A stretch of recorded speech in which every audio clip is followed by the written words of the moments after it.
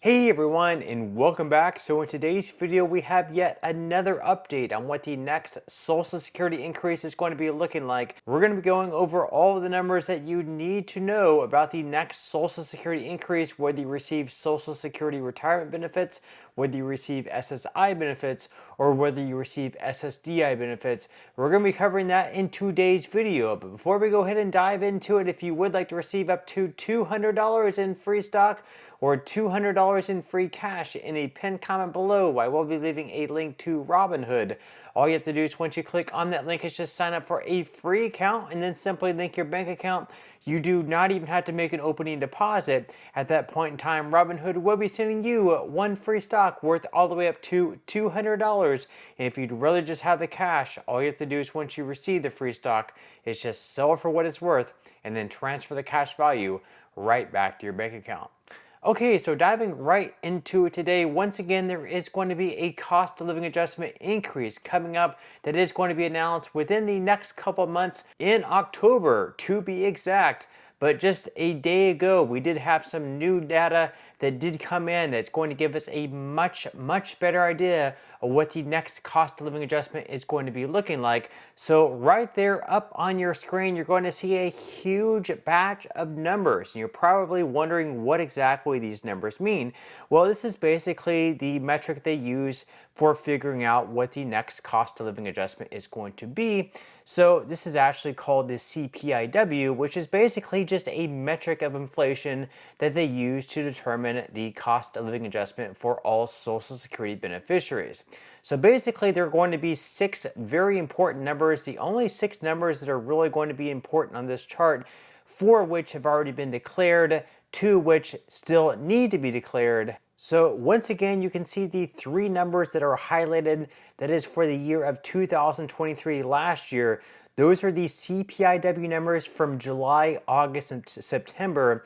And remember, these numbers have a 1-month delay. So the numbers for July are not going to be released until August. The numbers for August are not going to be released until September. And then the September numbers are not going to be released until October. So we did, of course, we already have the 3 numbers from July, August, and September of last year.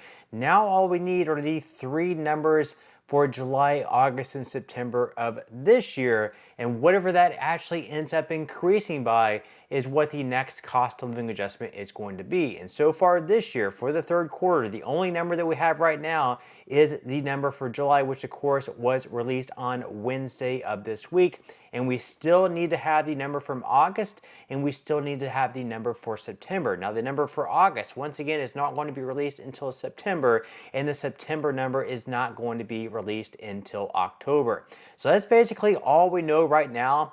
And right now, if we total up, if we add up all the 3rd quarter CPI-W numbers for 2023, so if we add up the 299.899 plus the 301.551 plus the 302.257, that equals out to 903.707.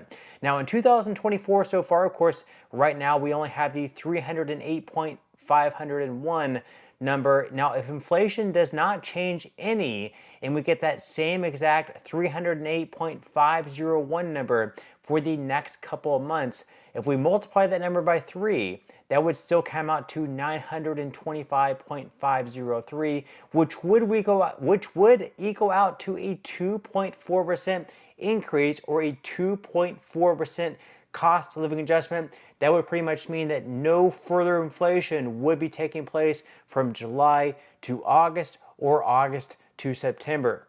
Now, the likelihood that no additional inflation actually takes place over the next couple months is very low. However, it is much more likely that we see some sort of inflation, probably 0.2% per month. 0.2% monthly inflation would equal out to 2.4% over a year, which is something that is much more likely to happen. So if we do have a 0.2% inflation take place from July to August, and then another 0.2% inflation from August to September, then this is how that would pretty much play out. So in that case, there would be a 309.118 reading in August and then 309.736 reading in September.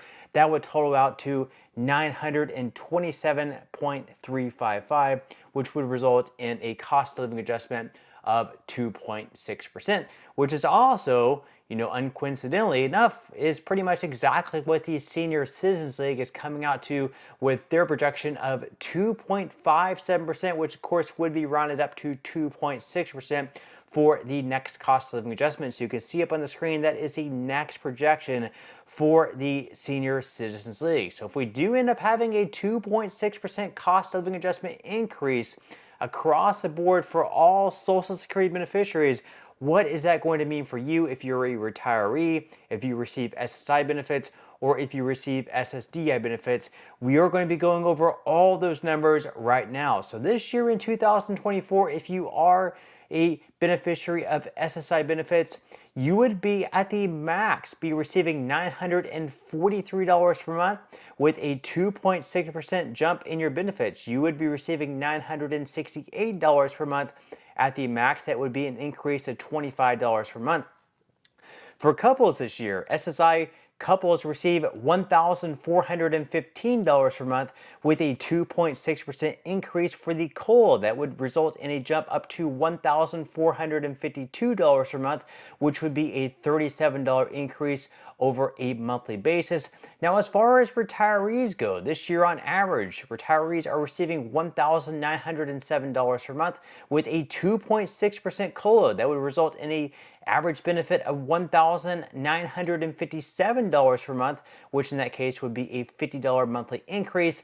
And then finally, as far as disabled workers go, this year, on average, receiving $1,537 with a 2.6% increase. That would increase their benefit up to $1,577 per month on average, or a $40 per month increase. Now, as far as some other changes go, of course, the maximum Social Security benefit would also increase as well. So if you wait all the way until the age of 67 and you're able to max out your earnings throughout your working career, then in that case, this year in 2024, you would be receiving $3,822. With that amount, you would not be receiving exactly a 2.6% increase. It would be going up just a little bit under $4,000 per month, which all in all is pretty solid. Now, the retirement earnings test exempt amounts will also be bumping up this year in 2024. It is $22,320 per year, with $2 in benefits withheld for every $1 earned above that limit. And then for those of you guys reaching the full retirement age this year in 2024, you can earn up to $59,520 this year.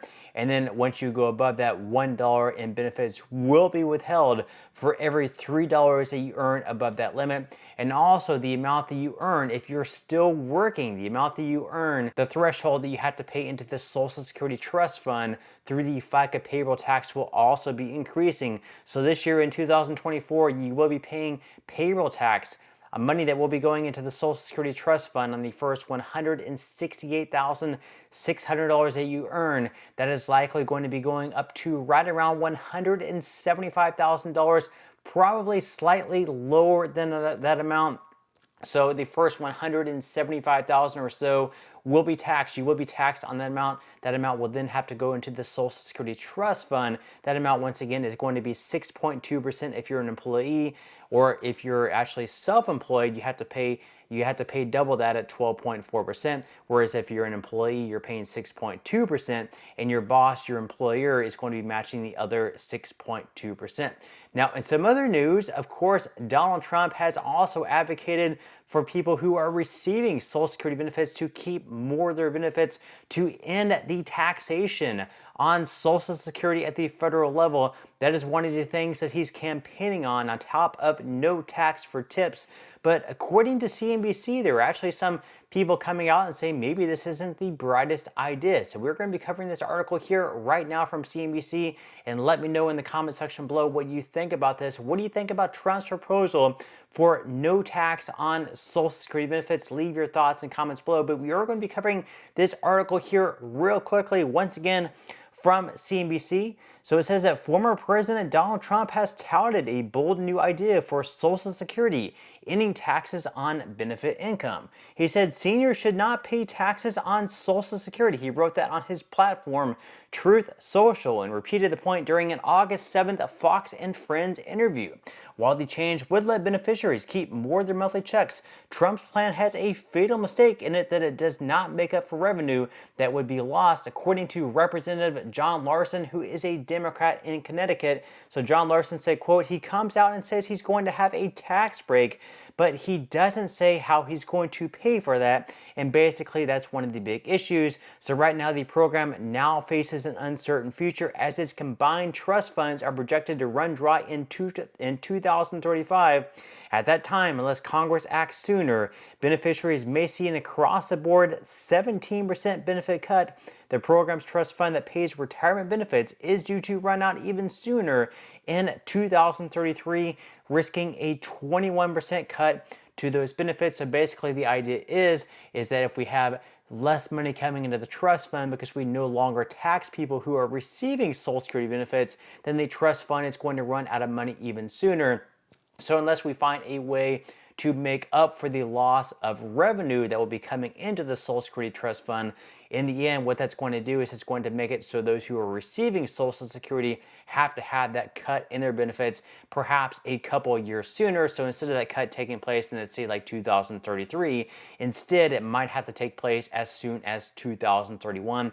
But once again, leave your thoughts and comments below. Are you on board with Trump's plan to end the taxation at the federal level on Social Security benefits? And also leave your thoughts and comments below about a 2.6% cost of living adjustment. Are you happy with it? Are you dissatisfied? Or are you pretty much right in the middle? Leave your thoughts and comments below. But that's all we have for today's video. I certainly hope that you enjoyed and found value out of it, and I will see you in the next one.